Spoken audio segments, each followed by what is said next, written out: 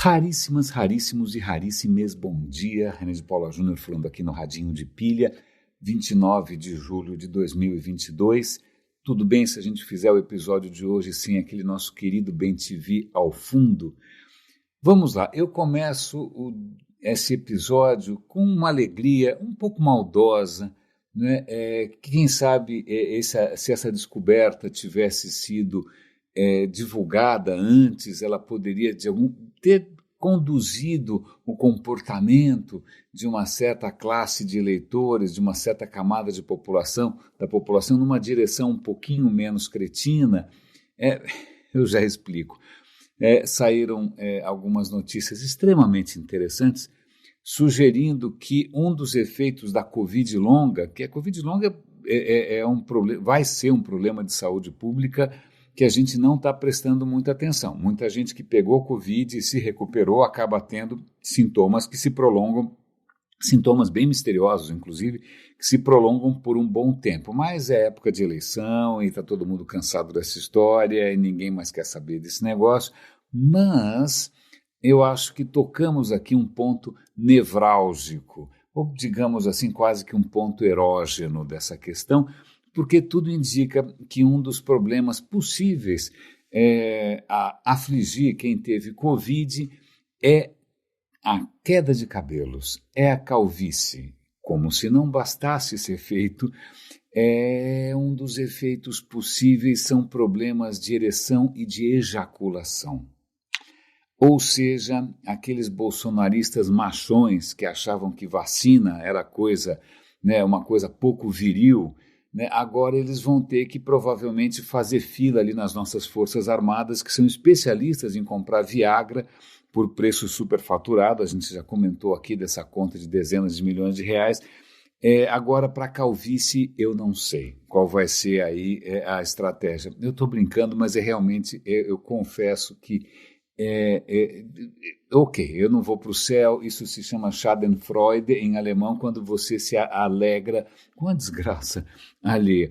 Lamento, a questão da Covid longa é realmente um problema horroroso, mas uma coisa que sempre me intrigou, sempre foi por que as pessoas não absorvem, a consciência, a ideia simples que algumas precauções bastante básicas, que não são nenhum tipo de violência ou estupro contra a sua individualidade, que não vão poupar o universo da contemplação da sua beleza facial irresistível. Por que é tão simples? Mas isso vai se encaixar numa outra notícia aqui.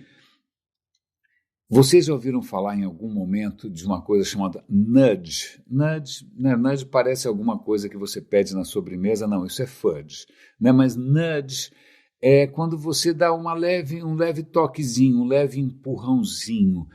Faz algum tempo, quando começou a surgir, começaram a surgir disciplinas como economia comportamental, esses livros do Dan Ariely que falam que a gente é previsivelmente irracional, que a gente é irracional e que o nosso comportamento pode ser, digamos, influenciado de maneiras um pouco estranhas.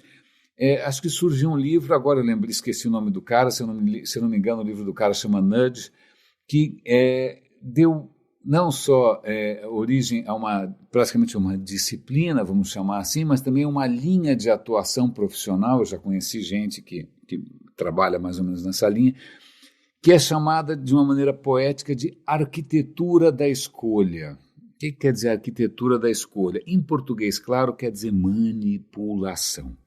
Quer dizer você induzir as pessoas a fazer o que elas não imaginam, o que elas não tinham imaginado antes, de maneiras sutis, quase imperceptíveis.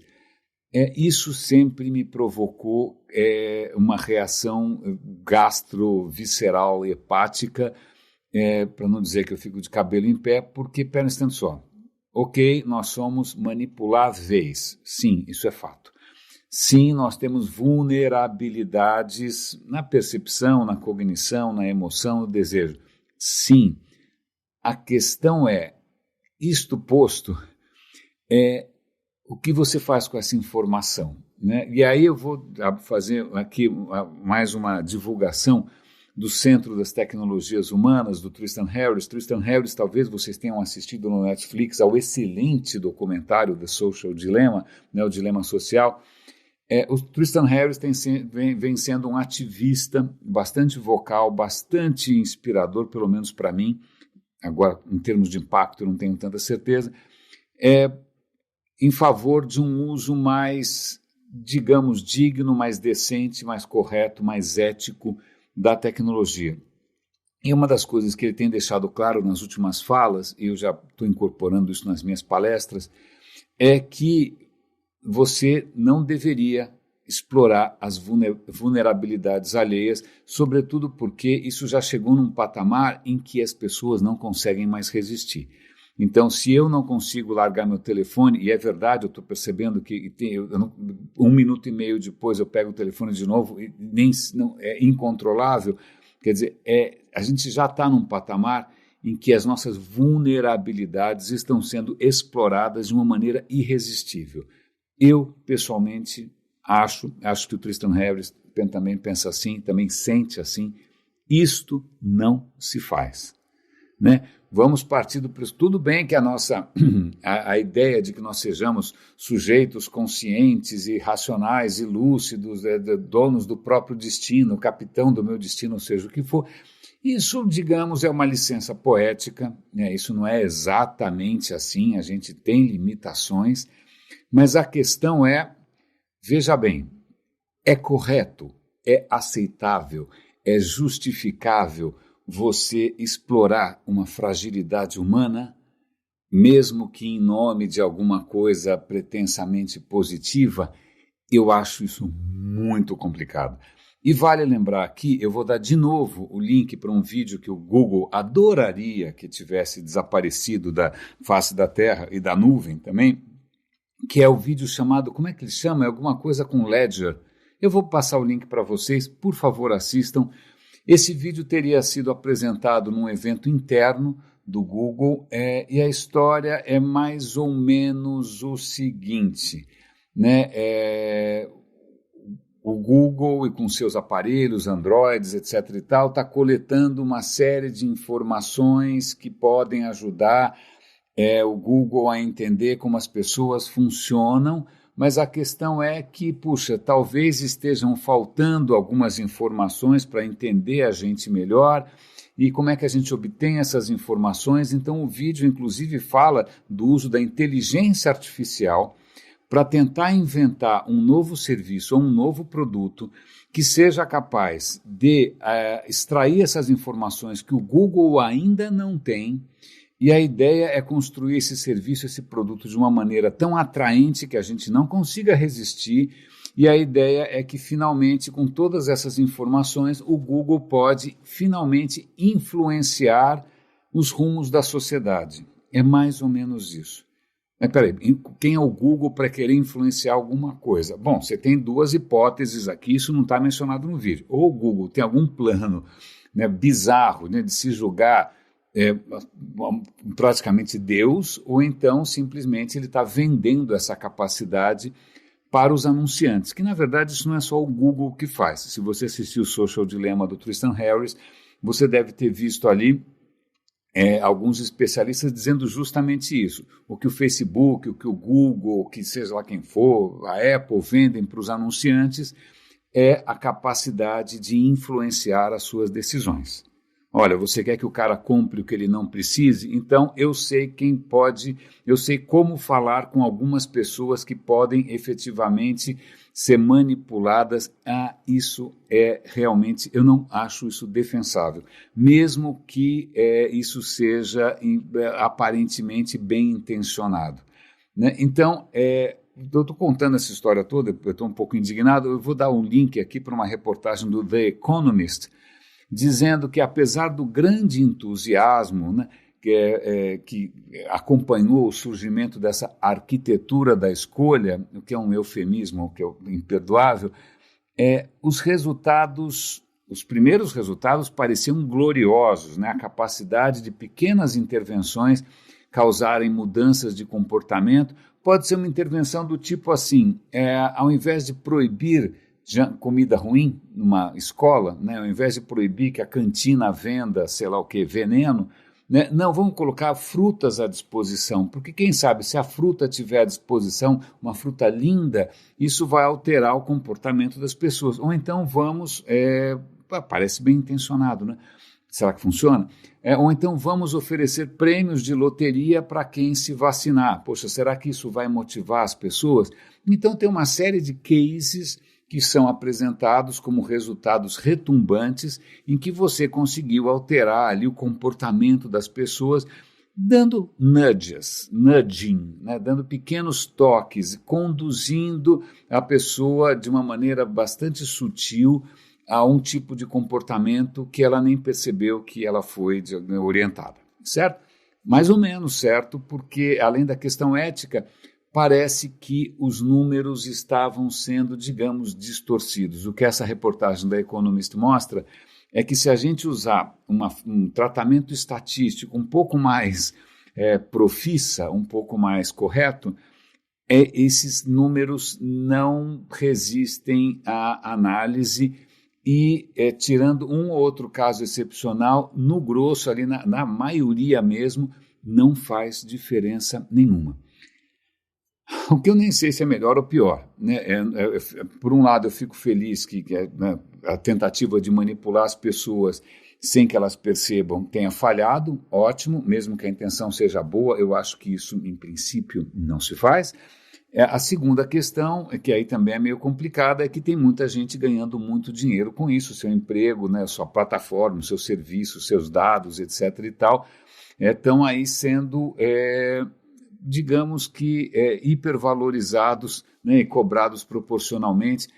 Pois bem, é isso. Então eu vou dar um link para essa história toda. Lamento se alguém aqui, se um desses raríssimos um entusiasta do assunto, mas essa é a minha postura pessoal, é uma reação minha, que nem sei se é uma reação muito racional.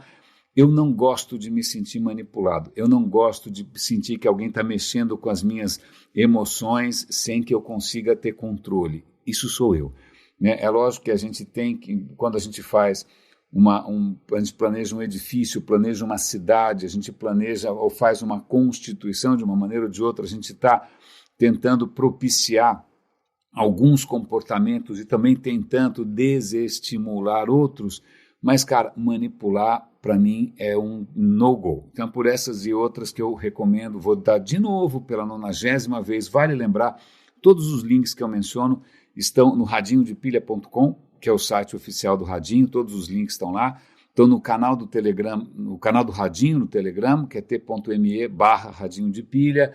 Está na descrição de todos esses episódios, etc., no Spotify. Os links estão sempre lá. Mas, então, portanto, a minha brincadeira aí com a calvície de eventualmente isso servir como um nudge para o comportamento bom, que seja só uma brincadeira, mas eu sempre vou ficar... O dia que eu descobrir o que eu fizer as pazes com esse meu desconforto com relação à teimosia humana, vocês vão ser os primeiros a saber, tá bom? Mas, aliás, fazendo um parêntese aqui, eu acabei vocês sabem que eu sou um grande fã do Audible. Audible é um serviço que eu pago todo mês, é uma assinatura e que me permite baixar vários audiolivros por mês. E eu confesso que de uns tempos para cá eu estou ouvindo um pouco menos, até posso explicar por quê, na verdade, bom, depois eu explico, mas eu recentemente baixei um livro que eu descobri, né, através do Twitter, alguém que eu respeito muito mencionou um livro. Como é que chama o livro? O livro chama... Ele é parecido com outro livro que eu estava lendo há um tempo atrás e que eu já recomendei no Leia Vale a Pena, que tem a ver com a questão do pensamento mágico e tal. O livro se chama O Uso da... isso é uma questão interessante. Vou traduzir porcamente, depois eu explico. O uso da ilusão. Porque nem sempre é racional sermos racionais. O autor é o Stuart Weiss. Vamos lá. Por que eu estou cauteloso com a tradução? Porque em inglês você tem a palavra illusion, que a gente pode traduzir como ilusão, certo? Aí você tem delusion, que eu não sei como traduzir em português sem ser também ilusão. Deve ter alguma diferença. Eu até vou abrir o Google Translate aqui. Se eu colocar o Google Translate, estou escrevendo aqui delusion. Se eu escrever delusion no Google Translate, ele, na verdade, vai chamar de ilusão. Então, veja que coisa chata. Mas em inglês são duas palavras diferentes. Ilusão por exemplo, uma ilusão de ótica. Sei lá, eu vejo um oásis no deserto quando não tem oásis nenhum. Isso é uma ilusão. É um transtorno, os teus sentidos ficaram levemente confusos, você se atrapalhou, né? Então, isso é uma ilusão. Mas aí a hora que você, de repente, olha, puxa, agora entendi, não tem oásis nenhum, é só o ar quente tremulando no horizonte. Pois bem, isso é uma ilusão, isso é uma illusion. Delusion é quando você tem um pouco mais grave, e isso é a maneira como você vê o mundo. Né? A maneira como você vê o mundo é delirante. Né? Não é só por mais que quando alguém fala que a Terra é plana, isso não é só uma ilusão de ótica, o cara não está vendo alguma coisa estranha. Isso é simplesmente uma crença errônea, uma crença completamente equivocada. É isso que é uma delusion. Né? E o que é interessante, eu baixei esse livro, estou ouvindo com muito cuidado, estou ouvindo com muito carinho, porque a ideia aqui é a seguinte: o sonho da racionalidade é um sonho talvez equivocado. Isso é uma coisa que eu já venho comentando isso aqui há bastante tempo, a gente nunca é 100% racional, o David Hume já dizia isso, o filósofo escocês já dizia que, imagina, a razão está sempre sendo conduzida pela emoção, você não consegue ser 100% racional, isso é uma completa falácia. Então isso já é claro faz algumas centenas de anos. Mas o que é mais interessante aqui é que ele está resgatando primeiro, a inevitabilidade de algumas distorções da maneira como a gente percebe o mundo. Né? A gente pode chamar isso, de uma maneira bonita, de viés cognitivo. Então, tem vários. Né? Você sempre vai achar que você é especial e os outros não. Você vai, quando você, acerta, você vai achar que o mérito é seu. Quando você erra, você vai achar que a culpa é dos outros. Tem uma série de vieses cognitivos, quer dizer, maneiras de você perceber a realidade que são um pouco distorcidas, que são quase que inevitáveis. Né? Você pode achar que, todos os seus amigos são acima da média, né?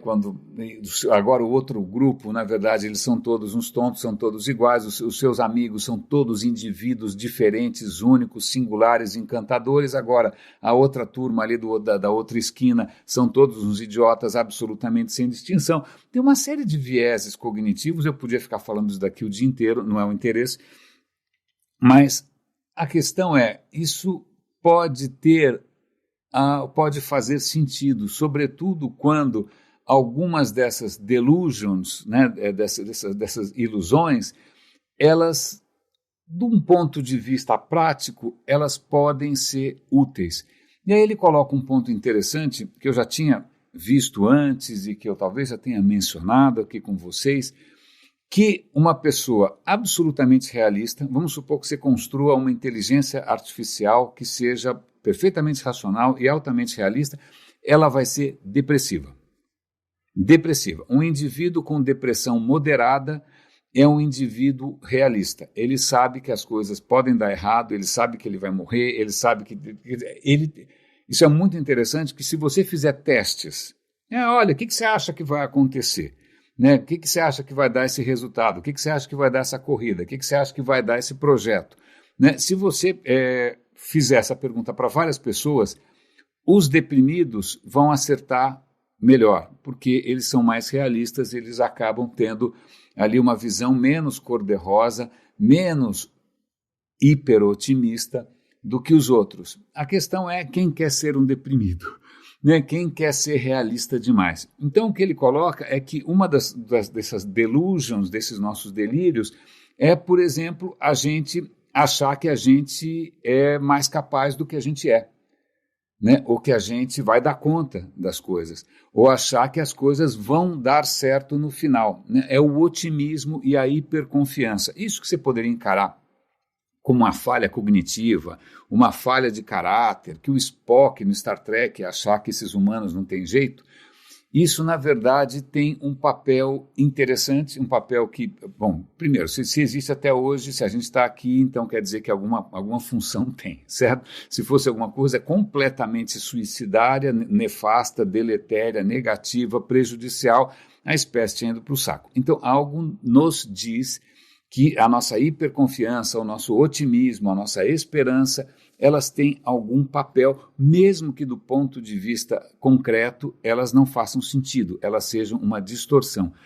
Uma das questões interessantes, e aí isso se encaixa no que a gente comentou ontem também, no papel fundamental das religiões em geral, né? A noção de que as coisas vão dar certo, que tem alguma divindade, anjos da guarda, aquilo, sei lá mais quem, protegendo você. Isso faz com que você tenha mais resiliência, faz com que você não desista, isso faz com que você continue remando, você tenha uma vida mais saudável. Mas também aí tem uma questão, comecei o livro esses dias, tá bom? Tá bem bom, assim que eu acabar eu vou recomendar lá no Leia, vale a pena. Ele parece muito com um livro que eu já recomendei para vocês, que chama As 7 Leis do Pensamento Mágico, que é muito divertido, mas que é mais ou menos nessa linha. Nós não conseguimos escapar do pensamento mágico, né?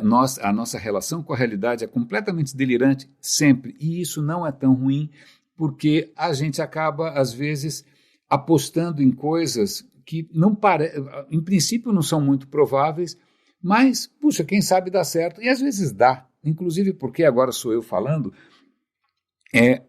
a ideia de ser perfeitamente racional parte do pressuposto de que você realmente tem uma visão bastante clara e precisa do que está em jogo, dos fatores envolvidos, daquilo que efetivamente pode acontecer, né? Você é um cabeção, um CDF, você estudou tudo, tem diplomas extraordinários, então você acha que você está mapeando todo o cenário futuro e você já sabe o que vai acontecer, portanto, não.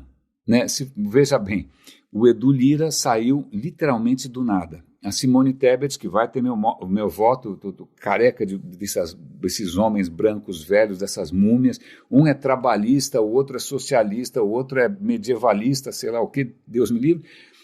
Então, algumas coisas simplesmente surgem aparentemente do nada, porque sempre existirão o que se chama de Black Swan, de cisnes negros, coisas que a gente não tinha previsto, que a gente era incapaz de prever, né, que sempre surgem surpresas. Então, se a gente se baseia exclusivamente no nosso conhecimento, que é bastante limitado, que aliás é bastante enviesado, né? A gente tem esse é outro defeito de fábrica nosso, a gente normalmente descarta qualquer informação que contraria as nossas crenças. Então, a gente só vai acreditar naquilo que confirma as nossas crenças, e aí você fica num ciclo, né? Você fica autoalimentando, retroalimentando as suas próprias convicções, que obviamente eram capengas. Não é? Então, essa irracionalidade, por exemplo, da hiperconfiança ou do otimismo, ela pode muitas vezes gerar ruína, né? Você pode achar que você vai largar o seu belíssimo emprego e ser um empreendedor de sucesso que mais vai quebrar a cara e vai perder tudo, mas de vez em quando surge aí um unicórnio, né? A questão é que, talvez em termos individuais, isso não seja uma estratégia bastante questionável, mas em termos mais amplos, isso pode trazer resultados. Eu sempre digo aqui que a gente, quando se avalia, ou quando avalia qualquer coisa do ponto de vista estritamente individual, isso não é a coisa mais interessante do mundo. Pois bem, então legal. Agora vamos avançar um pouco nessa história, porque tem uma história que eu acho aqui divertidíssima. Muito do que eu tenho lido, vocês sabem, tem a ver com psicologia evolutiva. Vamos esquecer Freud, vamos esquecer Jung, vamos esquecer Lacan, uma perda de tempo absolutamente extraordinária. Mas eu estou sempre interessado em notícias que envolvem a nossa evolução, os primatas. Tem uma notícia aqui bastante interessante, estão tentando identificar quando que a gente usou fogo pela primeira vez. Será que foi há 200 mil anos? Será que foi há 500 mil anos? Agora em Israel estão achando evidências aí que faz 800 mil anos que a gente descobriu o fogo, então isso fez com que a gente blá, blá, blá, blá, blá. Ok. Mas é uma notícia que realmente também me fez sorrir, Vocês já devem ter visto alguma imagem de uns macaquinhos com pelo meio cinza, assim, um pelo bonito, cinza, meio arrepiado, e a cara meio vermelhinha, eles dentro praticamente de um ofurô. Você já deve ter visto, são os macacos japoneses, chama macaque em inglês. Esses macacos japoneses sempre aparecem em umas fotos assim, a coisa mais zen budista, normalmente num templo, com neve e aquela névoa subindo, porque você tem ali uma piscina térmica, na quentinha, eles estão todos ali filosofando, meditando, parecendo como se, sei lá, se os primatas tivessem evoluído num caminho menos idiota que o nosso. Mas o que é mais interessante é que alguma coisa está acontecendo e parece algum roteiro do Planeta dos Macacos. Esses macaquinhos japoneses, que lindo, que queridos, tal, eles estão aprontando muito. E quando eu digo aprontando muito, eles estão atacando pessoas. Dezenas, centenas de casos desses macacos atacando e mordendo crianças, entrando nas casas. Você fala, cara, pronto, começou. Demorou, né? Estava demorando para esses caras ficarem com o saco cheio da gente e realmente irem atrás daquilo que eles acham que eles merecem. Interessantíssima história. Um desses rebeldes, com ou sem causa, rebeldes com cauda, né? Rebeldes com cauda, foi executado. Eles acabaram de executar mas outros surgirão, né? Outros rebeldes macacos japoneses surgirão das profundezas das neves. Mas não é só lá. Em várias cidades no mundo em que você tem comunidades de macaco convivendo com humanos, você tem uma cidade na Índia que o macaco é sagrado. Agora, o macaco está atacando os turistas, roubando coisa, está aprontando. Acho que na Tailândia também, eles estão tendo que conviver com um comportamento cada vez mais abusado, mais agressivo dos macacos. Eu estou achando ódio. Para mim está parecendo algum filme desses de ficção. Deixa eles descobrirem como é que você opera, né, um fuzil. Estamos fritos. O que mais que tem de interessante aqui? Vamos falar, eu estou sempre falando de tecnologia, chamando a atenção de alguns aspectos éticos e criticando, mas tem algumas notícias que realmente são espantosas. Uma delas, vamos pegar o lado A e o lado B, tá bom? Dentro do grupo do Google, né, que chama Alphabet, eles têm aquela iniciativa de inteligência artificial, machine learning, o diabo, que chama DeepMind, né, que ganhou o jogo disso, ganhou o jogo daquilo. E faz algum tempo noticiei aqui que os caras não sabiam o que fazer com aquilo. O que mais que a gente pode resolver com esse negócio aqui, além de ficar jogando joguinho, não é? Aliás, eu vou fazer um parêntese aqui. Imagina, se você pega uma inteligência artificial e fala, olha, aprende a jogar joguinho e deixa o cara para escolher lá o joguinho que ele quiser no Xbox ou no PlayStation, eu fico me perguntando o que ele vai concluir da natureza humana.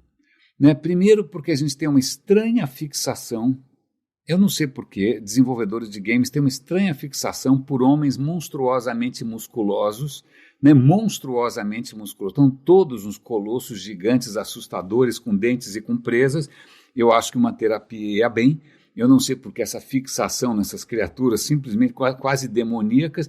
Segundo, essa fixação por vísceras, né? Por sangue e mortes absolutamente espetaculares. E, por último, o abuso de uma categoria social, profissional e biológica que são os zumbis. Um dia os zumbis vão cansar de trabalhar de graça e ficar tomando tiro à torta e à direito e ainda vão se rebelar que nem os macaquinhos. Mas tá bom, imagina se você deixar uma inteligência artificial para aprender, né, para se tornar consciente baseado nos nossos jogos, melhor não. Né? Melhor não, porque algo me diz que eles não vão ter uma visão muito otimista da nossa espécie. Mas vamos lá. O DeepMind não tinha nenhum problema para resolver. Falei, vamos fazer o seguinte, tem um problema muito cabeludo em biologia.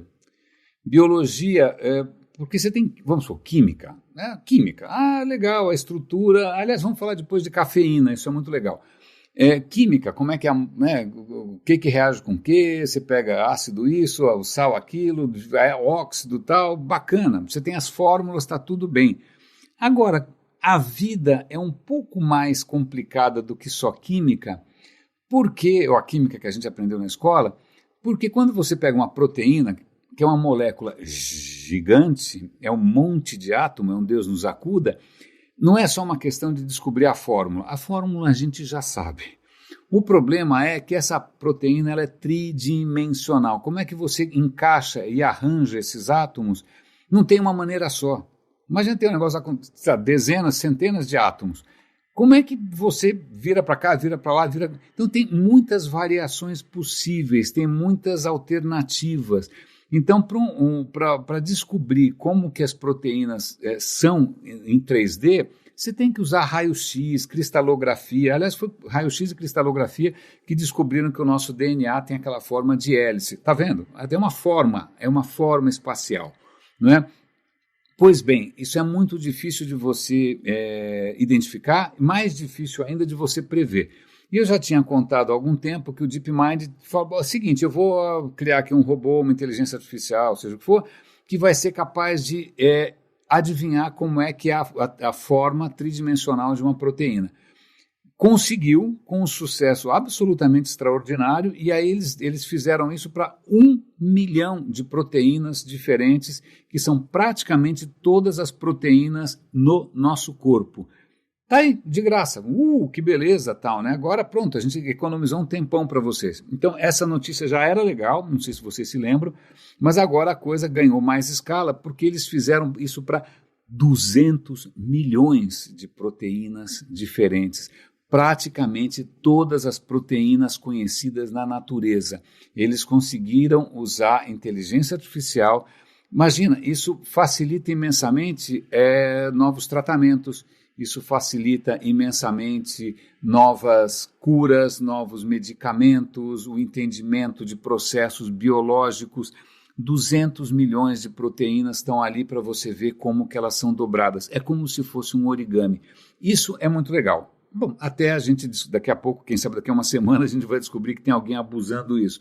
Mas, falando em inteligência artificial, a gente já comentou aqui que faz algum tempo que a estrela, né, que chama mais a atenção em questão de inteligência artificial são esses robôs que mexem com linguagem ou com imagem. Agora são esses que mexem com imagem, né? Tem o DALL-E, tem sei lá qual mais. Mas você tem essa iniciativa que são OpenAI, eles fizeram lá uma inteligência artificial que produz imagens. Espetacular, está todo mundo desempregado agora, dançou. Ninguém precisa mais de diretor de arte, fotógrafo, ilustrador, esquece. Né? Mas antes dessa nova estrela, desse sucesso extraordinário, que tem 1000 considerações éticas para a gente fazer, claro. A estrela anterior era o GPT-3. O GPT-3 era um robô, ali, uma inteligência artificial que era capaz de produzir texto. Era capaz? Não, é capaz. De produzir texto com uma qualidade extraordinária. Eu já comentei aqui de um episódio de um podcast da BBC em que o texto foi gerado pelo GPT-3 e a voz idêntica à voz do narrador, do locutor normal, também foi gerada a partir de um robô. Então, imagina, o podcast inteiro parecia um podcast normal, como, sei lá, o radinho, mas não era o René falando e o texto também não era do René, era tudo feito de robô. Legal. Aí você fala, puxa, que provocativo, que interessante. Mas, sei lá, isso parece meio um truque.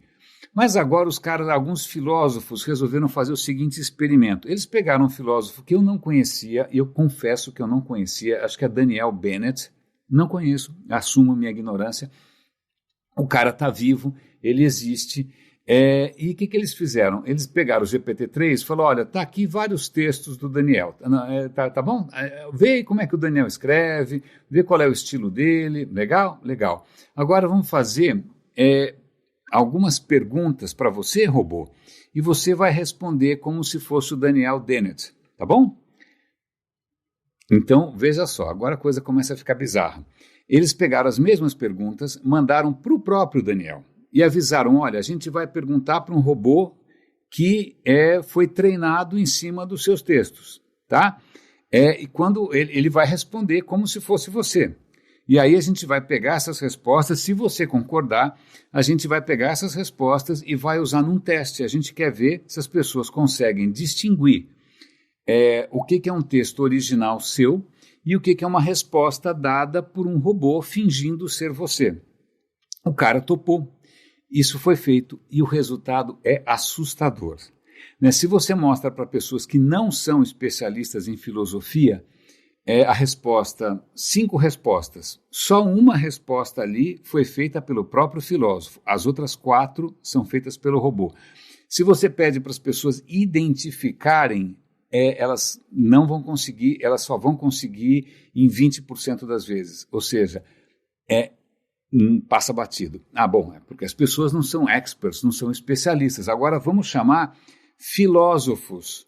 Os filósofos mais um pouco abaixo da metade. Agora, vamos chamar filósofos especialistas no Daniel Dennett.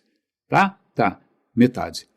Então, veja que coisa simplesmente desconcertante. Não é que você está enganando o ouvinte de um podcast e você fez um radinho fake, né, onde, de repente, eu sou bolsonarista, sei lá, qualquer coisa. Não, você está enganando especialistas no assunto. Isto diga, você pode, aí o mundo se divide, o universo se bifurca, né? Você pode achar isso, um triunfo da tecnologia, ou 2, o começo do fim do mundo, porque simplesmente nem os filósofos agora estão com um emprego garantido, porque a gente ficava achando, né, que não, em alguma área do conhecimento humano jamais será substituída por robôs. Bom, filósofos acabaram de subir no telhado. O que mais que eu tenho para comentar com vocês? Tem uma história muito interessante. Eu acabei de mencionar alguma coisa aqui, eu já esqueci. Logo, acho que logo essa informação volta. Leite. Cafeína. Pronto. Então vamos falar primeiro de cafeína e depois de leite, né? Já que a gente está falando aqui de química, moléculas, etc. e tal, vamos falar primeiro do café. Um vídeo extremamente interessante sobre cafeína. Por quê? Por que as plantas fazem cafeína? Eu falei, por que as plantas? Café faz cafeína. Não, na verdade não. Né? Tudo bem que todo mundo conhece a lenda que na Etiópia um pastor de cabras viu que as cabras estavam lá pulando que nem umas loucas, não queriam dormir, né? E aí ele foi ver que elas tinham mascado uma frutinha e essa frutinha é o café, e aí eu não sei exatamente como alguém descobriu que você tinha que colher, arrancar o caroço, secar e depois ferver. Bom, essa parte ninguém conta, porque convenhamos, de uma cabra comendo fruto até um café expresso, tem uma série de processos bastante intrincados. Mas essa é a lenda, tá? Mas não é só café que faz cafeína. E é interessante porque o próprio vídeo, ele identifica várias plantas no mundo, e várias, inclusive culturas humanas no mundo, que descobriram a cafeína, por exemplo, no Guaraná brasileiro. E a apresentadora fala Guaraná direitinho, inclusive. Guaraná tem cafeína para burro. Vários chás têm cafeína para caramba. Cacau tem cafeína, né? Então, legal. Bom, você fala, então tudo bem, vai ver que são plantas que são parentes, né? Vai ver que são plantas que têm um ancestral comum. Mas aí vem a questão interessante. Não, nenhuma dessas plantas está relacionada a outra. Se elas tiverem algum ancestral, centenas de milhões de anos lá atrás. O que aconteceu é que cada uma dessas plantas, de maneira independente, inventou a cafeína. Ponto. Então, de quem é a patente da cafeína? Do café, do Guaraná? Sei lá, porque cada uma inventou separadamente. Quando a evolução, que vocês sabem que é um processo cego, é um processo mecânico, é um processo, inclusive, baseado no erro e no acaso. Quando dois processos evolutivos independentes, eles chegam numa solução parecida ou igual, isso é chamado de evolução convergente. Né? São 2 processos completamente independentes que chegam no mesmo lugar. Então, por exemplo, inúmeras criaturas enxergam. Né? O nosso olho é um descendente do olho da aranha? Não. É parecido com o olho do polvo? Não. Simplesmente várias linhas, né, da evolução em algum momento descobriram que existe luz lá fora, quem sabe isso me ajuda, e cada um desenvolveu o seu próprio olho. Então você tem evolução convergente. A mesma coisa para asas, a mesma coisa para pernas, e assim vai. Mas eu não podia imaginar que a mesma molécula, a molécula da cafeína não é um troço assim simples, né? Se você desenha, faz ali aquelas ligações de química orgânica, não, mas é uma molécula meio cabeluda. E o que é mais interessante que cada planta produz, chega nessa molécula através de caminhos diferentes, usando outras enzimas, usando outros processos. É realmente fascinante. Aí você fala, bom, tá legal, ok, bacana, diferentes processos, cada uma faz de um jeito e acaba na mesma molécula. Para quê? Por que a planta vai se dar o trabalho? Qual é a graça da cafeína? E o que é interessante, tem duas coisas aqui. A primeira delas é que a cafeína tem um efeito inseticida e fungicida. A cafeína ela é ótima para você se livrar de pragas. Então, plantas que têm cafeína, elas são mais resistentes a, sei lá o que, a larvas, formigas, besouros, pestes, porque a cafeína é tóxica. Os bichinhos ficam completamente fora de si, alguns morrem. Então, eu acho que eu já tinha visto, inclusive, até alguns inseticidas caseiros para evitar pulgão, para evitar esse tipo de praga em casa, feitos na base da borra do café. Então, isso não é lenda, é que realmente a cafeína é uma defesa da planta contra alguns organismos. Curiosamente, uma das piores pragas do café, que acho que é a broca, é um bichinho que descobriu um jeito de não se intoxicar com a cafeína. Como? Ele tem dentro de si, no seu microbioma, ele tem uma bactéria, quando ele come o grão de café, ele abre um buraco e ele come, por isso chama broca, ele ingere aquela cafeína que seria tóxica, mas a bactéria quebra a cafeína em coisas inofensivas. Então ele arrumou ali um parça, um cúmplice, né? E aí juntos ali, vamos que vamos, e acabam com as plantações de café. Então, esse é um aspecto. A cafeína é um defensivo, é uma estratégia de defesa muito eficiente. Mas tem um outro aspecto interessante, que essas plantas todas que a gente conhece, que usam café, são plantas que têm flores. E flores dependem de insetos polinizadores. O que os pesquisadores perceberam, que plantas que geram cafeína, o néctar, o néctar que é das flores, tem um pouco de cafeína e tem na dose exata para o quê? Para estimular esses insetos, eles ficam felicíssimos e eles voltam sempre. Então, a cafeína acaba, além de defender contra os inimigos, ela ajuda a manter os amigos próximos, né? Como diria a minha avó de Ribeirão Preto, o café é o signo da bem-querença. Então, pronto, né? Como o cafezinho que alguns raríssimos me dão todo mês no coffee, como a minha newsletter no LinkedIn que chama Coffee Break, que também tem a ver com café. O café, a cafeína nas flores dessas plantas, ela convida os insetos a se tornarem contribuidores assíduos. Eu achei essa ideia muito legal, achei essa história muito bacana. A gente está sempre descobrindo coisas absolutamente desconcertantes na natureza.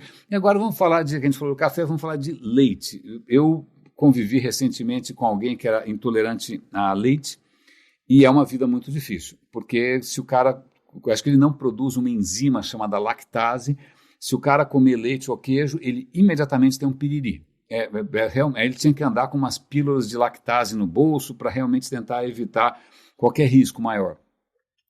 Pois bem, ele não tem um problema. Na verdade, o natural seria isso. A gente não deveria ser tolerante a leite. Leite faz parte da alimentação de um mamífero quando você é um filhote. Depois disso, você não vai tomar mais leite, né? Sua mãe não vai ficar, né, espero, não é, amamentando você até os 30 anos de idade. Então, o que acontece é que mamíferos, eles produzem a lactase. Lactase é a enzima que quebra o leite. Essa molécula do leite chama lactose. Então, aí o que acontece? O corpo tem uma enzima que chama lactase, que quebra a lactose, transforma aquilo em açúcar e você, sei lá o que transforma, e aí você consegue consumir quando você é um bebê, tá bom? Depois que você cresce, imaginando que você não mame mais, para que você precisa de lactase? Então, mamíferos, em geral, interrompem a produção da lactase logo na infância. Depois, para quê? Né? Onde já se viu. E isso também fazia parte da história humana, ao longo da nossa evolução. Depois de uma certa idade, se você, por alguma razão qualquer, tomasse leite, você tinha um piriri. Né? Mas, a gente sabe, em algum momento e por alguma razão, a humanidade reverteu esse processo e, ao invés de interromper essa produção de lactase e continua produzindo lactase a vida inteira. Isso é uma mutação. Todo mundo é tolerante à lactose? Não. Né? Essa mutação depende se na Ásia, na África, no Ocidente, cada povo aí tem sua história um pouco diferente, mas em algum momento da história da humanidade, uma mutação apareceu e fez com que essa produção, que automaticamente se interrompe num certo ponto, ela não se interrompesse mais, deixou a chavinha ligada, deixa a torneira ligada, e vamos fazer lactase para o resto da vida. Né? Isso é uma mutação em um gene. Veja que interessante, né? Como é que são as coisas. O gene que fecha a torneirinha parou de fechar a torneirinha, certo? Certo. Isso a gente sabe porque tem um monte de gente com o gene, gente sem o gene, vida que segue. A questão é, como é que isso aconteceu? Né? O que fez que a gente de alguma maneira, sei lá, será que foi o convívio com os animais? Será que na hora que surgiu a mutação, a gente passou a tomar leite, porque até então a gente não tomava? Será que o consumo do leite, então, ele só foi, ou de laticínios em geral, ele só foi generalizado depois que a gente teve a mutação? Não, isso está em várias revistas científicas, aqui eu vou dar o link para vocês. O que acontece? Os cientistas descobriram uma maneira, usando espectrografia e o diabo 4, de pegar potes, utensílios culinários, né, restos de comida em sítios arqueológicos e analisar o que tinha dentro daquele pote. E aí eles perceberam que a gente tem restos ali de leite ou de laticínios, de derivados, há muito tempo. Há mais tempo do que a gente imagina e de uma maneira muito mais constante antes mesmo desse gene ter surgido.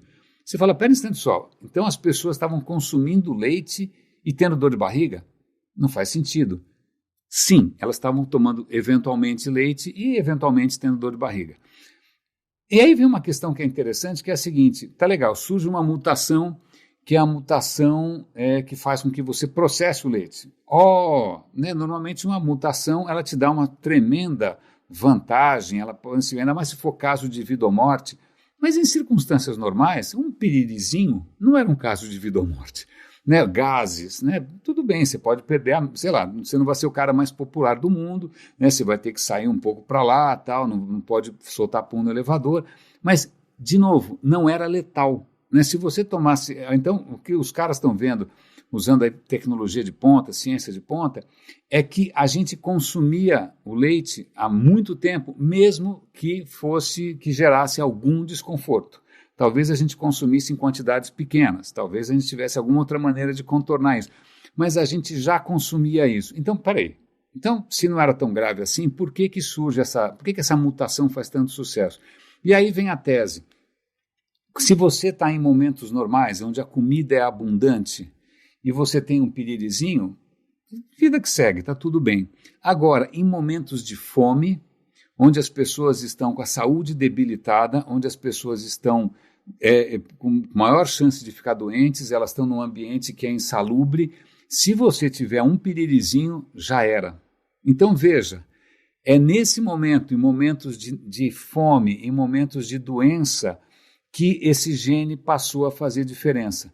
Nesse momento, quando a humanidade passou por perrengues maiores, as pessoas que tinham o gene normal, né, que não conseguiam mais tomar leite, passou a ser realmente letal, passou a ser realmente um problema. E foi aí que quem tinha essa pequena mutação, que é em um gene só, conseguiu, né, quando se acabar a comida, etc. e tal, eu consigo sobreviver. De novo, a questão da evolução ligada à sua capacidade de sobreviver e de resistir e de se reproduzir.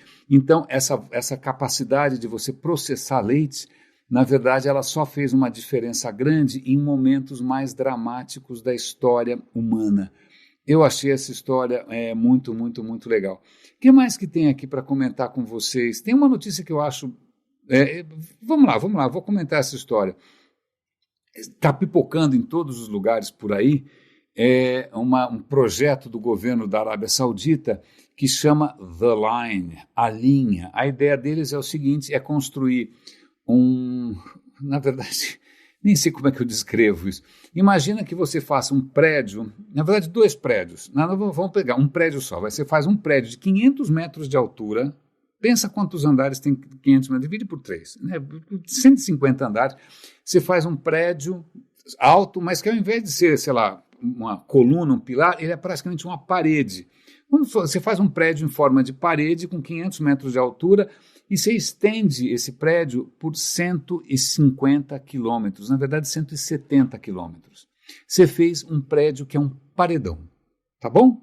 Você faz, imagina que coisa delirante, 500 metros de altura, 170 quilômetros, imagina, puxa, se daqui até a praia dá 80, nem sei até onde vai 170, nem sei, 170 quilômetros de comprimento, 500 metros de altura, um prédio inteiro espelhado, parece um muro do Trump, né? Parece que você está tentando, parece a muralha da China, né? Ele em linha reta. Esse é o projeto dos caras, mas o projeto não é só um prédio, são 2 prédios correndo em paralelo. Eles formam um corredor. Então você tem um corredor de 170 quilômetros de comprimento, 500 metros de altura e 200 metros de largura. Aí você fala, por que ele está fazendo isso? Não sei. A Arábia Saudita tem muito dinheiro, a justificativa deles é que eles estão se preparando para um futuro onde o petróleo não é tão relevante, então eles estão querendo uma economia diferente. A ideia deles é que 9 milhões de pessoas vão viver nesse salsichão aí, 170 quilômetros. De um lado você tem deserto, do outro lado você tem deserto. Isso para mim parece um filme de ficção científica com Mel Gibson, né? Alguma coisa, uma mistura de Mad Max com Blade Runner. É estranhíssima a ideia, né? E aí eu vou dar o link para vocês verem as fotos, são super fantasiosas, né? Com florestas dentro desse intervalo, carros autônomos, veículos autônomos, né? Um paraíso tecnológico e, segundo eles, sustentável, porque vai viver de energia solar, etc. e tal. 170 quilômetros de 2 paredões de vidro. E eu vou dar o link, inclusive, para o vídeo. O vídeo é extremamente bem produzido, né, contando todos os benefícios dessa história, mas aí você tem que se lembrar que, a parte, toda essa coisa meio distópica, né, de você parece que o mundo acabou e você está tentando criar uma bolha, quase que um metaverso no deserto, você vai lembrar que esse é o governo da Arábia Saudita que esquartejou aquele jornalista turco e que agora tem até uma outra notícia aqui para vocês que produzem conteúdo e são influencers, não passem nem perto da Arábia Saudita, porque uma TikToker egípcia, ou seja, muçulmana, né, ela foi presa na Arábia Saudita porque num dos vídeos, que ela é uma influencer, ela faz tudo que influencer faz, aquelas micagens e tal. Então, num dos vídeos dela, o pessoal da Arábia Saudita acha que ela insinuou, né, a possibilidade de uma relação homossexual com uma outra moça. Ela teria convidado uma outra moça, então, será que isso quer dizer que presa? Então, veja só, a gente fica sonhando com o triunfo da engenharia sem pensar que esse é um Estado autoritário, na verdade, teocrático, em cima de uma legislação com cunho religioso. Né? Vou dar um outro link aqui para dizer que no Irã, que é outra teocracia pavorosa, as execuções estão aumentando imensamente, estão executando mulheres, estão enforcando gente o tempo todo. E aí essas notícias nunca falam, né, que o príncipe, sei lá quem, da Arábia Saudita é um completo monstro desumano. Então você fica imaginando uma sociedade dessas fechada, com tudo controlado, aí você liga isso também à ideia do nudging, da arquitetura de escolhas, e você fica pensando se isso é realmente um lugar desejável para as pessoas viverem. É bastante curiosa essa história.